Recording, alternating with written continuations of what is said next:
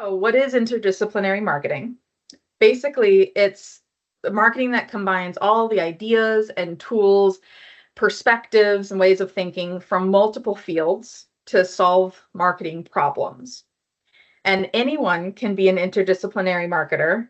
And that is not necessarily something you have to work towards. It's something that you probably already are, but you can always grow within that, right? So you being an inherently a human with different backgrounds, different interests, different skills makes you an interdisciplinarian. You are capable of pulling and using information from all those different aspects of who you are and what you have been through and what you have learned and apply it to different situations.